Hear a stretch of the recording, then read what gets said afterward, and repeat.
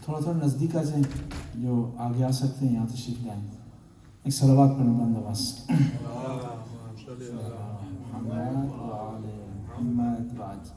نعرہ تکبیر، نعرہ رسالت، نعرہ حیدری، نعرہ حیدری. اعوذ باللہ من الشیطان الرجیم. بسم اللہ الرحمن الرحیم.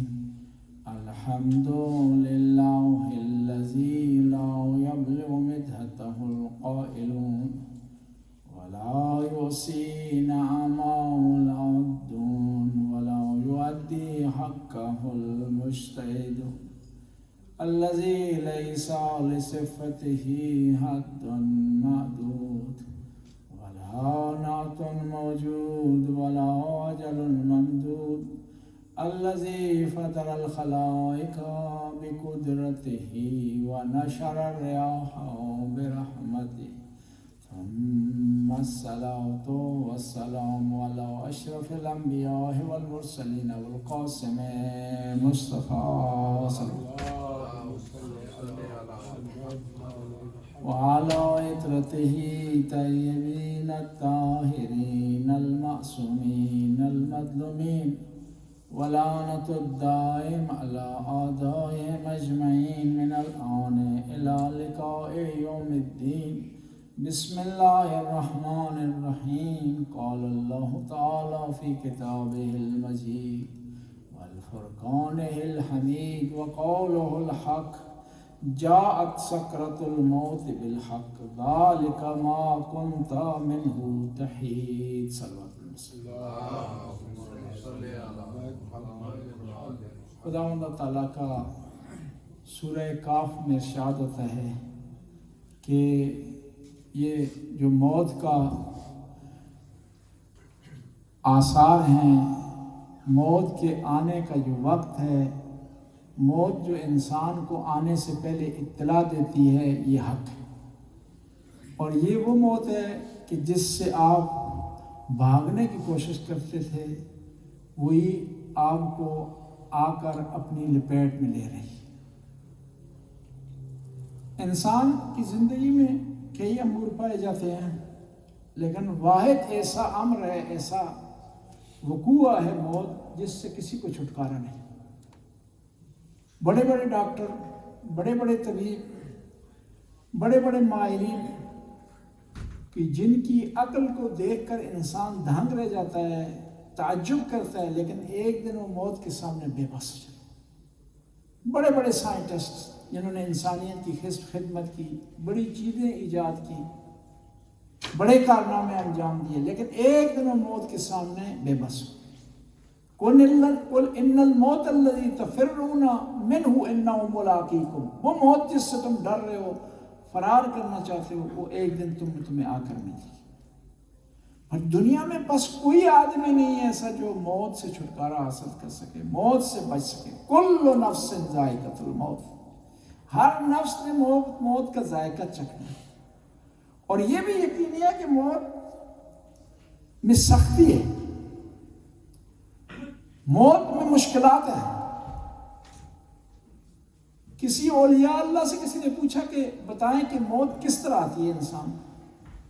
جب روح انسان کے بدن سے نکلتی ہے، اس کا سانس رک جاتا ہے، دھڑکنیں اس کی رک جاتی ہیں. وہ کون سا لمحہ ہوتا ہے، کیسا لمحہ ہوتا ہے؟ تو ولی اللہ نے بتایا کہ اس کی کیفیت اس طرح ہے، جب انسان کے بدن سے سانس نکلتا ہے کہ آپ کسی کپڑے کو جھاڑی پر ڈال دیں، کانٹوں پر ڈال دیں، اسے دبائیں، دبانے کے بعد کھینچیں، جس طرح وہ کپڑا تار تار ہو جاتا ہے، جس طرح وہ کپڑا متاثر ہوتا ہے، اس طرح انسان موت کے سامنے بے بس ہوتا ہے اور موت کی مشکلات ہوتی ہیں۔ موت یقینی ہے، اس سے بچ نہیں سکتے، اس سے بھاگ نہیں سکتے، اس سے چھٹکارا حاصل نہیں کر سکتے، اس سے کنارہ حاصل نہیں کر سکتے، لیکن موت میں آسانی لائی جا سکتی ہے، موت کو آسان کیا جا سکتا ہے، موت کی مشکلات کو کم کیا جا سکتا ہے۔ پیسے سے نہیں کم کر سکتے آپ، مال سے آپ کام نہیں کر سکتے، اچھے گھر کی وجہ سے اس میں آسانی نہیں آئے گی، دوست و احباب کی وجہ سے اس میں آسانی نہیں آئے گی، خاص پاسپورٹ آپ کے پاس اس کی وجہ سے اس میں آسانی نہیں آئے گی۔ کس طرح موت میں آسانی آ سکتی ہے؟ ایک شخص نے امام جعفر صادق علیہ السلام سے سوال کیا کہ موت کی سکرات ہیں، موت کی جو مشکلات ہیں، اس میں آپ کس طرح آسانی ہم لا سکتے ہیں؟ کون سے ایسے کام کریں، کون سی ایسی ایکٹیویٹی کریں کہ موت میں آسانی ہو جائے؟ جہاں ہر چیز بے بس ہو جاتی ہے وہاں وہ چیز ہمیں کام آئے۔ امام فرماتے ہیں من احب ان یخفف اللہ عز وجل سکرات الموت فلیکن لقرابتہ وصولا، کہ جو آدمی چاہتا ہے کہ سکرات موت میں آسانی ہو، موت کے وقت اس کے لیے آسانی ہو، موت کے وقت نبی کریم آ جائیں شفاعت کے لیے، مولا علی مشکل کشا آ جائیں شفاعت کے لیے، فرشتے اس کے سامنے تحفے لے کر کھڑے ہو جائیں، اسے کیا کرنا چاہیے؟ اپنے رشتہ داروں کے کام آنا چاہیے۔ ایک آدمی ہے، اس کو مشورے کی ضرورت ہے، ایک آدمی ہے اس کو آپ کے ساتھ کی ضرورت ہے، ایک آدمی ہے کسی مجبوری کی وجہ سے اب اس کو وقتی طور پر پیسوں کی ضرورت ہے۔ یہ پیسے جو موت میں آپ کے لیے آسانی نہیں لا سکتے، لیکن خدا کے راستے میں خرچ کریں تو آپ کے لیے آسانی ہو سکتی ہے، یتیموں پر خرچ کریں تو آپ کے لیے آسانی ہو سکتی ہے، مسجد بنائیں تو آپ کے لیے آسانی ہو سکتی ہے، خداوند تعالیٰ کے ذکر و اذکار کی محفلیں برپا کریں تو یہ آپ کے لیے اس اذکار سے، اس ذکر سے جو ہے وہ آسانی ہو سکتی ہے۔ اپنے رشتہ داروں کے لیے آسانی کا سامان فراہم کریں۔ اسی طرح امام مجتبیٰ علیہ السلام، امام حسن مجتبیٰ ارشاد فرماتے من واسا بمالہ ومن واسا اخاہ بمال وجاء او کلمۃ طیبۃ فقد اعد حق الاخوۃ الاسلامی، کہ جو آدمی مال کے ذریعے، اپنے مقام اور منزلت کے ذریعے، منصب کے ذریعے اور بات کے ذریعے کسی مومن کو مدد پہنچائے تو اس نے مسلمان ہونے کا حق ادا کر دیا۔ بعض اوقات کسی کی مدد ضروری نہیں آپ مال سے کریں، کسی کو اچھا مشورہ دے دیتے ہیں، خدا کی خاطر، اللہ کی خاطر، اہل بیت کی خاطر، پیغمبر پاک کی خاطر، کسی آدمی کو ایک غلطی سے آپ بچاتے ہیں، کسی آدمی کو مشکلات سے اچھا مشورہ دے کر بچاتے ہیں، تو گویا آپ اپنی آخرت کا سامان فراہم کر۔ لیکن یہ موت جو ہے دنیا سے آخرت کی طرف سفر ہے، کہ آپ کی زندگی کے دو مرحلے ہیں، آپ کی زندگی دو طرح کی ہے۔ ایک یہ جنم ہے آپ کا، جس میں آپ کھا رہے ہیں، پی رہے ہیں، اولاد آپ کے یہاں ہوتی ہے، گاڑی آپ نے رکھی ہوئی ہے، کام آپ کر رہے ہیں، کسی کی آپ مدد کر رہے ہیں، کسی سے تعلقات بنا رہے ہیں، یہاں مجلس میں آپ تشریف فرما ہیں، قرآن کی تلاوت آپ نے سنی، ایک یہ جنم ہے۔ اور یہ جو جنم ہے آپ کا، یہ جو آپ کی زندگی ہے، یہ اس زندگی میں اس زندگی کے لیے آپ سامان اکٹھا کر سکتے ہیں۔ یہ جو ہے نا، ہم کہتے ہیں جنت میں ہمارے پاس باغ ہوں گے، جنت میں نہریں ہوں گے، اچھے مکان ہوں گے، آسائش ہوں گی، یہ آپ کے اعمال ہیں، یہ مٹیریل ہے، آپ اعمال کی صورت میں مٹیریل بھیجتے ہیں، وہاں آپ کے لیے جنت میں محل بن جاتے ہیں۔ یہ آپ نے نماز پڑھی ہے، یہ نماز آپ کی تبدیل ہو جاتی ہے باغ میں، روزہ آپ نے رکھا ہے، یہ تبدیل ہو جاتا ہے نہر میں، نیکی آپ نے کی ہے، یہ تبدیل ہو جاتی ہے آپ کی آسائش میں۔ ایک آدمی نے خواب میں دیکھا کہ جنت میں کام رکا ہوا ہے، کنسٹرکشن کا کام رکا ہوا ہے، محل نہیں بن رہے، نیریں جاری نہیں ہوئی، تو اس نے فرشتوں سے سوال کیا کام کیوں رک گیا؟ انہوں نے کہا کہ یہ مسلمان دنیا سے مٹیریل نہیں بھیج رہے، نیک اعمال کریں گے، اچھائی کریں گے تو یہاں پر آسائشیں بن جائیں گی، سہولتیں بن جائیں گی. اور یہ جو نیک کام آپ کرتے ہیں نا، یہ واحد نیک کام ہے جو ضائع نہیں ہوتے، محفوظ ہو جاتے ہیں. دنیا میں آپ دکھلاوے کے لیے کسی کی بھی بھلائی کرتے ہیں نا، کسی سے نیکی کرتے ہیں نا، تو پتہ نہیں ہے کہ وہ آپ کو ریٹرن دے یا نہ دے، پتہ ہی نہیں ہے کہ وہ آپ کی تعریف کرے یا نہ کرے، پتہ نہیں ہے کہ آئیں گے وہ آپ کے کام آئے یا نہ، پتہ نہیں ہے کہ وہ آپ کی ریسپیکٹ کرے. لیکن خدا کی بارگاہ میں جو کریں گے نا، تو اس میں ضائع ہونے کا امکان نہیں، ختم ہونے کا امکان نہیں، ڈسٹرائے ہونے کا امکان نہیں. بہت سے ایسے لوگ ہیں قیامت کے دن فخر سے حساب کی منزل پر جائیں گے، حشر میں فخر کرتے ہوئے کہ ہم نے نیکیاں کی ہیں، ہم نے خدا کے راستے میں خرچ کیا، ہم نے نمازیں پڑھی ہیں، ہم حج کیا ہے، ہم نے غریبوں کا خیال رکھا ہے. لیکن وہاں پر جائیں گے تو حساب میں کچھ بھی نہیں ہوگا، نیکیاں نہیں ہوگی، پریشان ہو جائیں گے، ٹینشن کا شکار ہو جائیں گے. ہم نے اتنی نمازیں پڑھی، اتنا خیرات کی ہم نے خدا کے راستے میں، اتنا انفاق کیا، وہ کہاں گے؟ خدا کا ارشاد ہوگا وہ آپ نے ریاکاری کے لیے کیے تھے، دکھلاوے کے لیے کیے تھے، لوگوں کے لیے خاطر کیے تھے. جب لوگوں کے لیے خاطر آپ نے وہ کام کیے ہیں تو آپ اس خدا سے اس کی ڈیمانڈ نہیں کر سکتے. کہتے ایک آدمی نماز پڑھ رہا تھا تو اس کمرے میں ایک بلی آ گئی، اس نے سمجھا کوئی آدمی آ گیا، اس نے سمجھا آدمی آ گیا، اور ابھی خوبصورت آواز میں نماز پڑھنا شروع کر دی کہ آدمی آئے گا، دیکھیے گا کتنی اچھی نماز پڑھ رہا ہے، خشوع سے پڑھ رہا ہے، کتنی پیاری نماز پڑھ رہا ہے. نماز جب پڑھی تو بعد میں پتہ چلا کہ وہ آدمی نہیں تھا، ایک بلی تھی.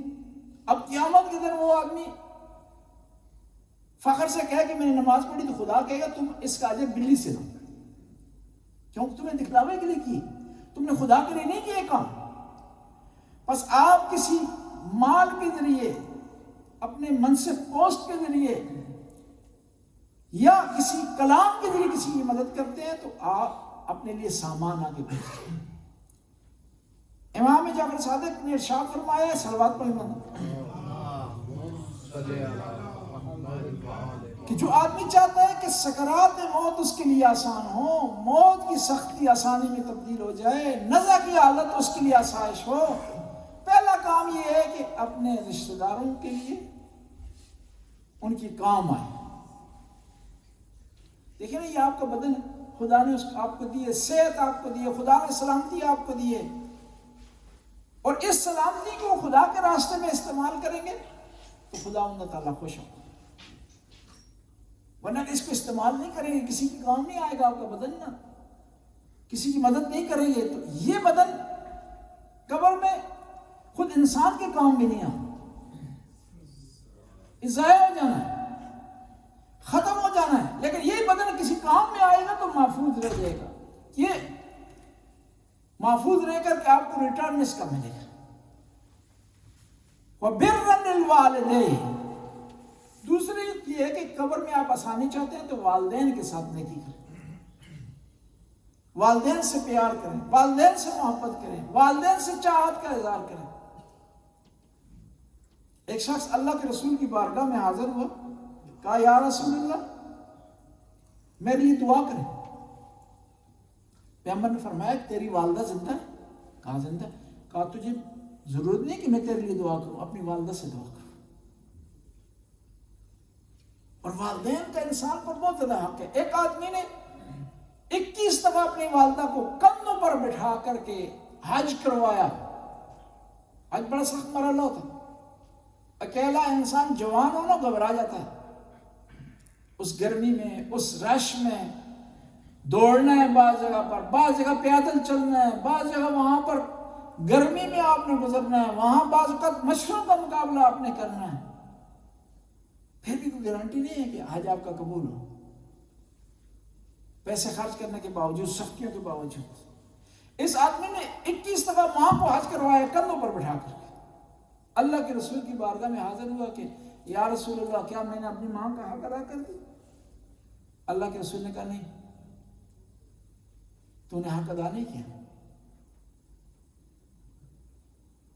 رات جس رات تیری ماں تیری وجہ سے گیلی سے جگہ پر سوئی ہے، سختی اس نے برداشت کی ہے، اور برابر تک مائنڈ نہیں کیا، اس نے ذرا برابر اس نے مائنڈ نہیں کیا، وہ اس رات کی جو سختی ہے ماں کی، اس کا تو حق ادا نہیں کر سکتا۔ اللہ کے رسول کی بارگاہ میں خبر آئی کہ ایک جوان ہے، موت زندگی کی کشمکش میں، نزع کی حالت میں، نہ اس دنیا میں نہ اس دنیا میں، سختی کا عالم ہے، اور خدا کسی پر نہ لائے، یہ سخت مرحلہ ہوتا ہے۔ رشتہ دار دعا کر رہے تھے، خدایا تو اس کو موت دے تاکہ اس کی آسانی ہو جائے، سانس رکی ہوتی ہے۔ اللہ کے رسول کی بارگاہ میں کہا کہ جوان کی یہ کیفیت ہے، وہ نہ زندگی میں نہ موت میں، آئے آپ اس کے لیے دعا کریں، شفاعت کا سبب بنائیں۔ اللہ کے رسول آئے سرانے کے قریب، کہا کہ اس کی ماں زندہ ہے، کہاں؟ کہا اس سختی پتہ کیوں ہے اس کے ساتھ سختی پیش ہو رہی ہے؟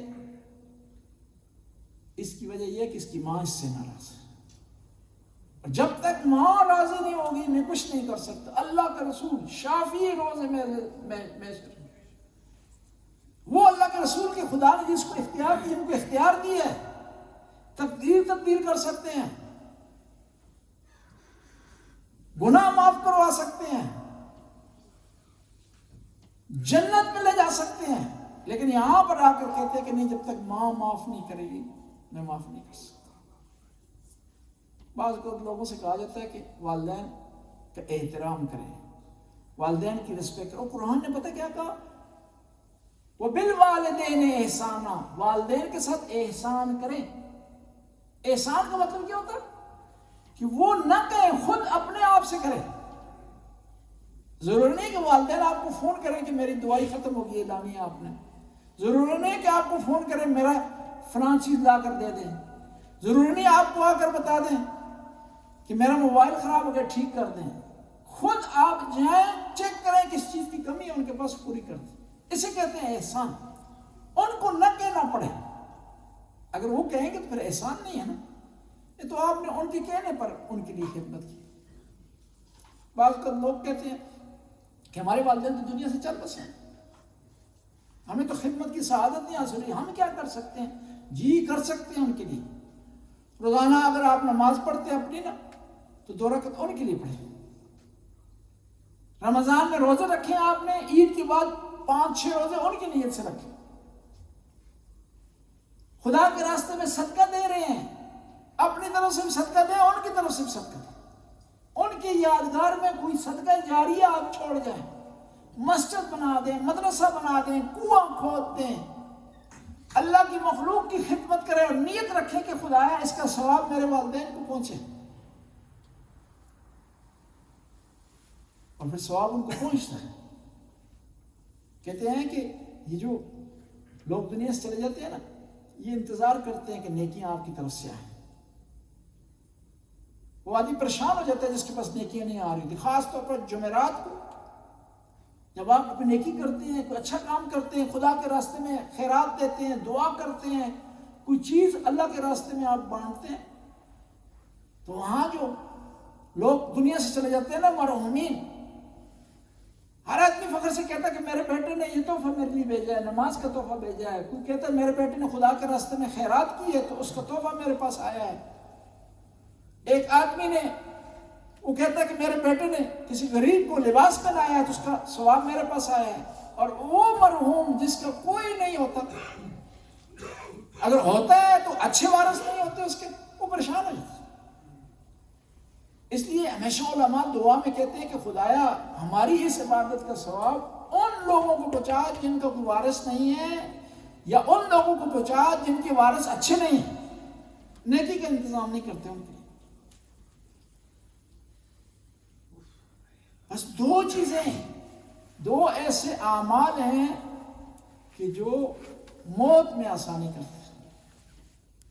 ایک یہ ہے کہ خالق اللہ کے کام آنا، دوسرا والدین سے نیکی کرنا، یہ آسانی کا سبب بنتے ہیں۔ اب خود قبر کا جو منظر ہے دیکھیں نا، شریعت نے ہر چیز آپ کے لیے واضح کر دی، کوئی چیز چھپی ہوئی نہیں ہے، کوئی چیز ڈکی چھپی نہیں ہے۔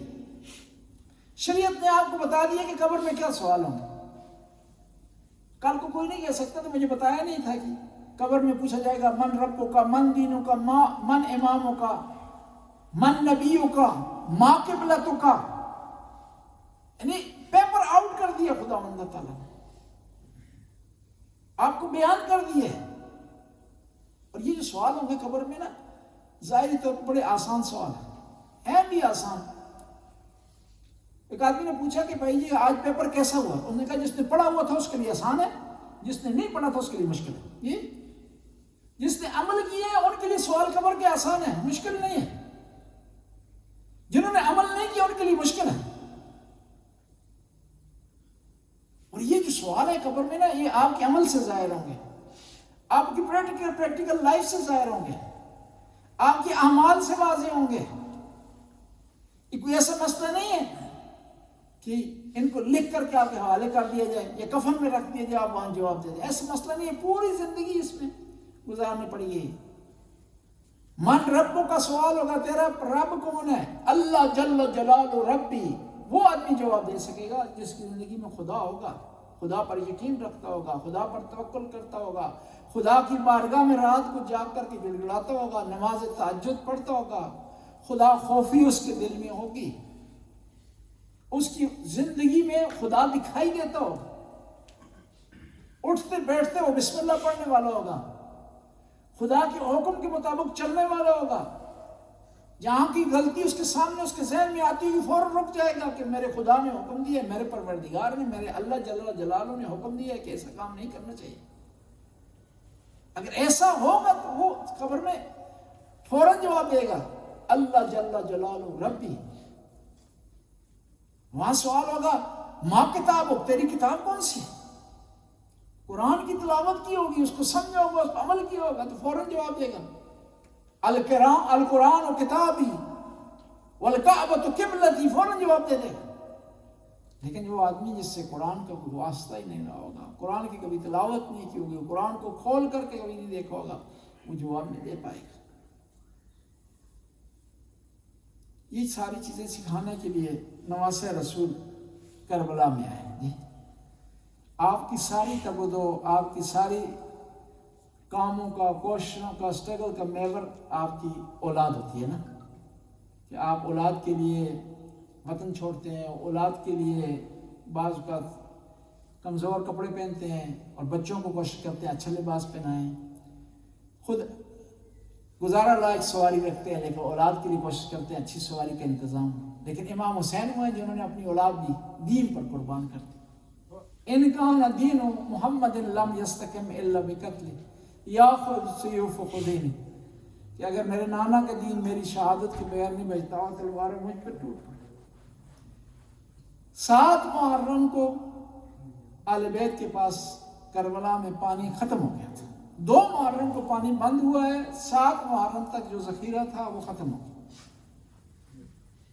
عاشورہ کے دن بار بار غازی عباس آتے رہے ہیں امام حسین کی بارگاہ میں کہ مجھے اجازت دیں تاکہ میں آپ سے حفاظت کروں، سیدزادیوں کی حفاظت کا انتظام کیا جا سکے۔ امام حسین نے اجازت نہیں دی۔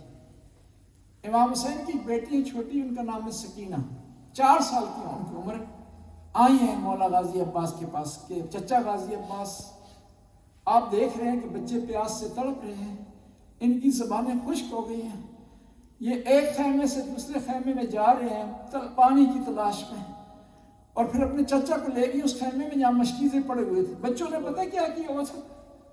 بچے نے مشکیزوں پر بچے لیٹے ہوئے تھے، شاید جو مشکیزوں میں پانی ہو اس میں جو نمی ہے نا، اس کے ذریعے تھوڑی سی اپنے لیے آسانی فراہم کر سکے۔ جب غازی نے منظر دیکھا، کہا سکینہ بیٹا مجھے اپنے بابا سے اجازت لے کر دیں، میں ضرور جاؤں گا پانی لانے کے لیے۔ کہتے ہیں بی بی سکینہ آگے تھی، پیچھے بچے تھے، غازی عباس آخر میں چل رہے تھے، مولا حسین کی خدمت میں حاضر ہوئے، کہا مجھے اجازت دیں تاکہ ان بچوں کے لیے میں پانی لاؤں۔ تو کہتے ہیں بی بی سکینہ نے بھی اصرار کیا۔ جب بی بی سکینہ نے اصرار کیا نا تو امام حسین نے کہا سکینہ بیٹا آج چچا کے لیے تو اجازت لے رہی ہے، کل جب 11 محرم کو تیرے دور چھینے جائیں گے، تیرے دامن کو آگ لگے گی، تیرے رخسار تماچوں سے سرخ ہوں گے، تو پھر اپنے بابا کو، اپنے چاچا کو یاد نہ کر۔ امام نے کہا غازی تجھے اجازت ہے لیکن لڑائی کی اجازت نہیں ہے، صرف پانی لانے کی اجازت۔ کہتے ہیں مولا غازی عباس چل رہے تھے، پرچم ہاتھ میں تھا، بی بی سکینہ بچوں کو آسرا دے رہی تھی، اور جہاں کہیں بھی پرچم جھکتا نیچے پریشان ہو جاتی ہے، فوراً کہتی گھبرانا نہیں، پرچم شاید کسی وجہ سے جھک گیا لیکن میرے چچا ضرور پانی لائیں گے۔ کہتے ہیں مولا غازی عباس آگے نہر فرات پر مشکیزہ بھرا ہے، بھرنے کے بعد اپنے چلو میں پانی لیے۔ مومنین اکرام، جو آدمی بھی چلو میں پانی لیتا اسے اپنا چہرہ دکھائی دیتا ہے، لیکن غازی کو اپنا چہرہ نہیں دکھائی دیا۔ بی بی سکینہ دکھائی دی، حسین کے بچے دکھائی دیے جو الاتش کی آوازیں بلند کر رہے ہیں، جن کے ہونٹ خشک ہوئے ہیں، جو پریشان حال میں کبھی ایک خیمے سے دوسرے خیمے میں جا رہے ہیں۔ کہتے ہیں پانی کو زمین پر پھینکا مولا غازی عباس نے، مشکیزہ بھرا خیام کی طرف روانہ ہوئے۔ تاریخ نے لکھا ہے، کہتے ہیں روانہ ہوئے، دائیں ہاتھ میں مشکیزہ تھا، ان ظالموں نے دائیں بازو کو قلم کیا، مشکیزے کو بائیں بازو میں لیا، ان ظالموں نے بائیں بازو کو قلم کیا۔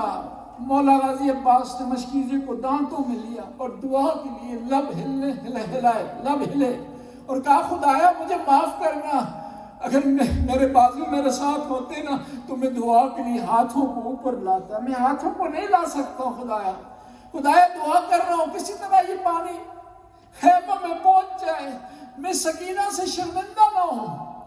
کہتے ہیں دعا کرنی تھی، خدا کی طرف سے آواز آئی کہ غازی یہ دعا کی قبولیت کا وقت نہیں ہے، یہ امتحان کا وقت ہے، لیکن ہم تجھے باب الحوائج بنا دیں گے، اس کے بعد جو بھی تیرا واسطہ دے کر دعا مانگے اس کی دعا قبول ہو جائے گی۔ غازی نے مشکیزوں کو دانتوں میں لیا، خیام کی طرف روانہ ہوئے۔ ایک ظالم آگے بڑھا، اس نے غازی عباس کے سر پہ ایسا گرز مارا، غازی گھوڑے کی گردن میں آویزاں ہو گئے۔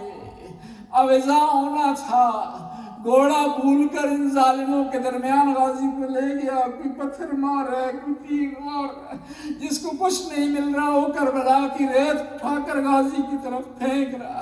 آواز دی یا اخا ادرک اخاک، بھائیا کی مدد کے لیے آ جائیں۔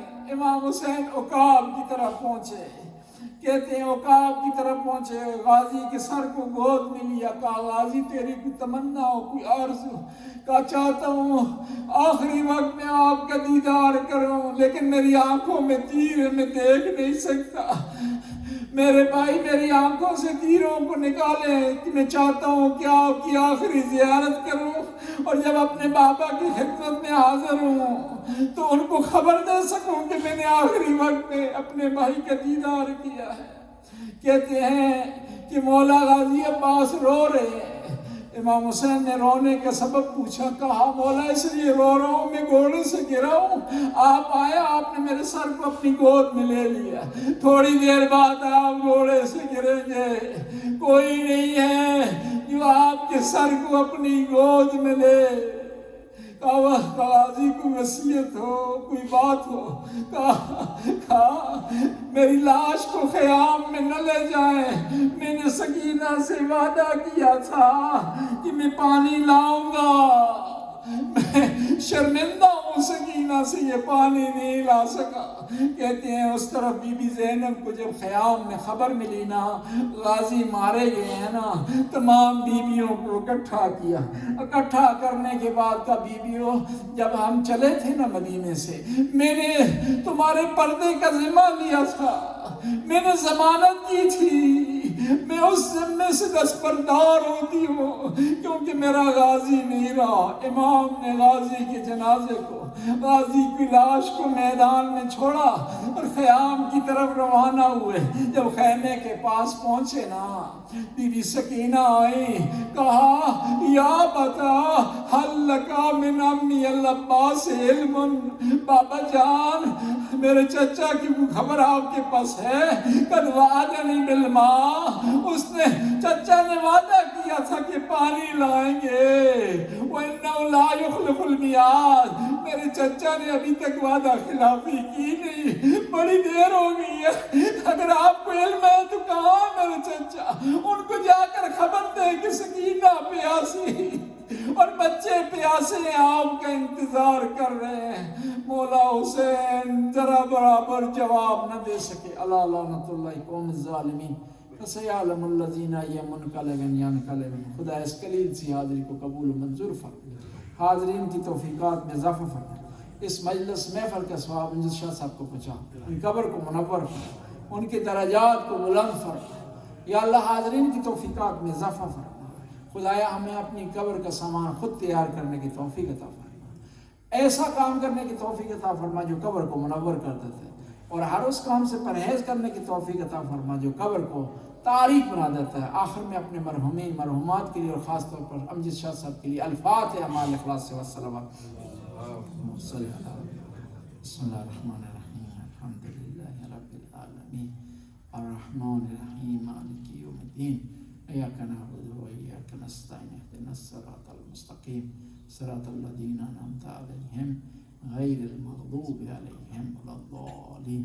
بسم اللہ الرحمن الرحیم قل هو اللہ احد اللہ الصمد لم یلد ولم یولد ولم یکن له کفوا احد۔ صلی اللہ